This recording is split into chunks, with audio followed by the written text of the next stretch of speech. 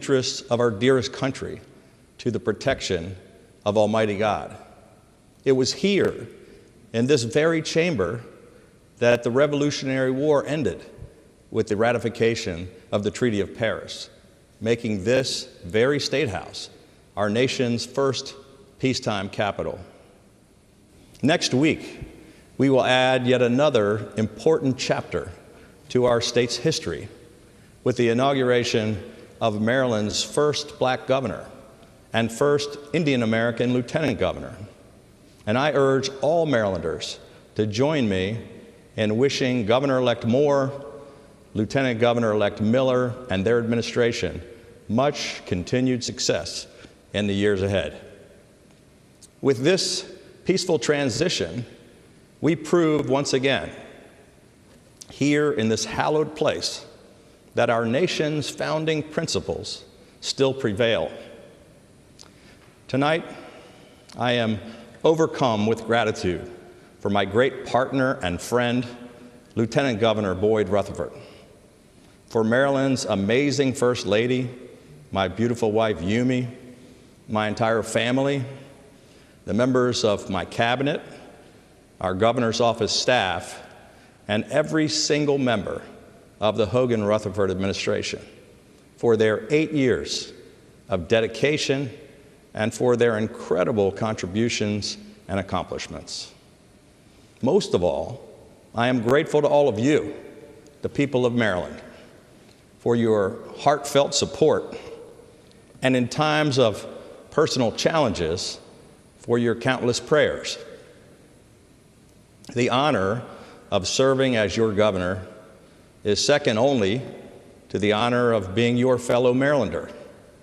And I can tell you that there has not been a single day, good or bad, when I was not grateful for the privilege. And I am so proud of all that we have accomplished together in our mission to change Maryland for the better. We face the daunting task of turning our economy completely around, putting people back to work, and making our state open for business again. And that's exactly what we did.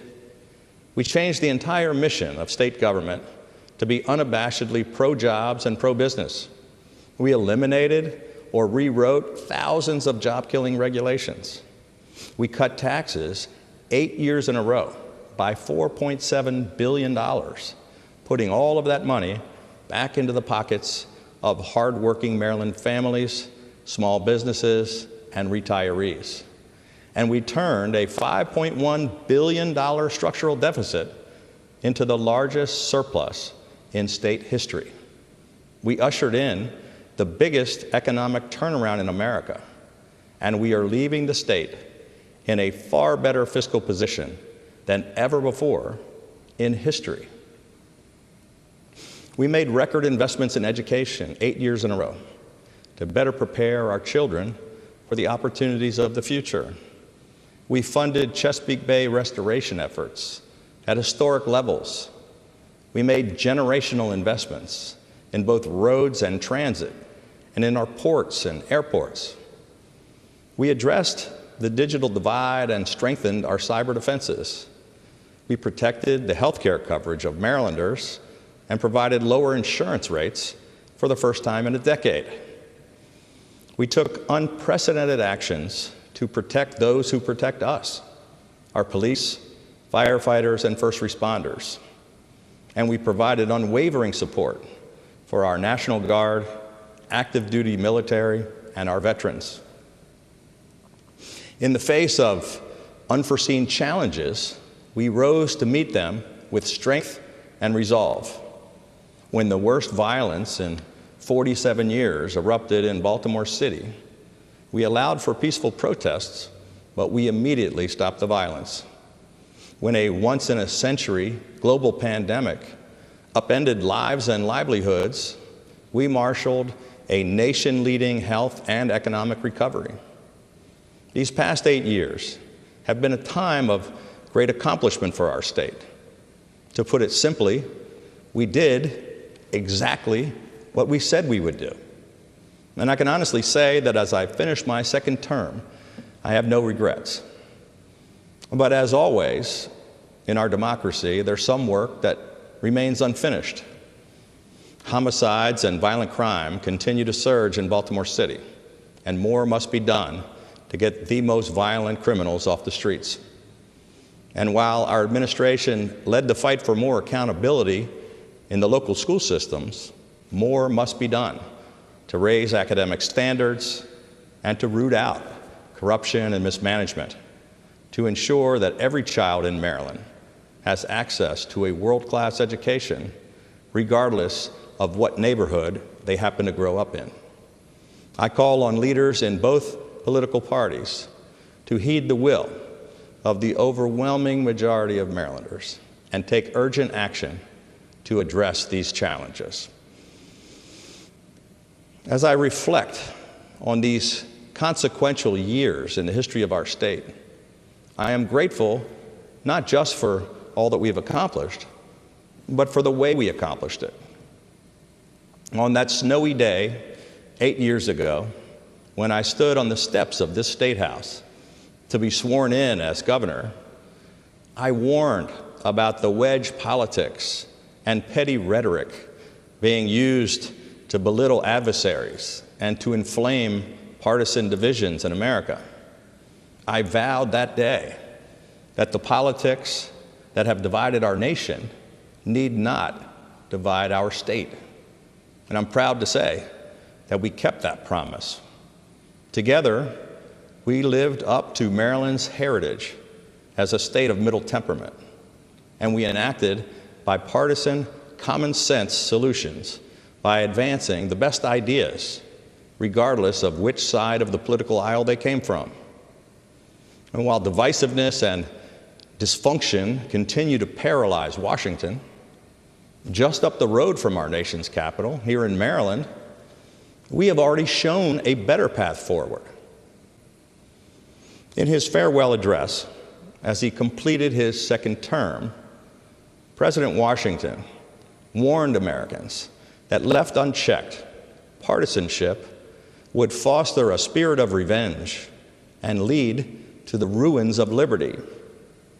He said that the common and continual mischiefs of the spirit of party are sufficient to make it the interest and the duty of a wise people to discourage and restrain it.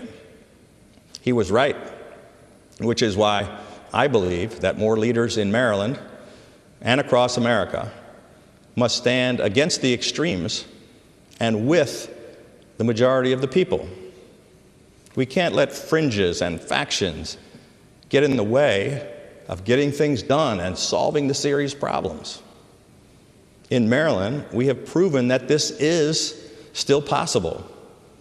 Our story should be a beacon of hope for the nation, which seems more bitterly divided than ever.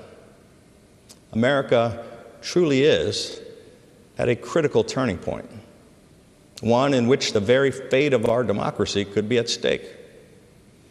All of the performative politics and the angry, false rhetoric threaten not just to divide us politically, but to tear our country apart.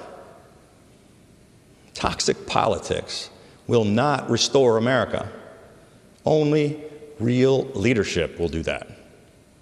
We must reject and overcome fear and hatred in our politics and in our society, and we must work to rebuild the bonds of trust and respect among Americans.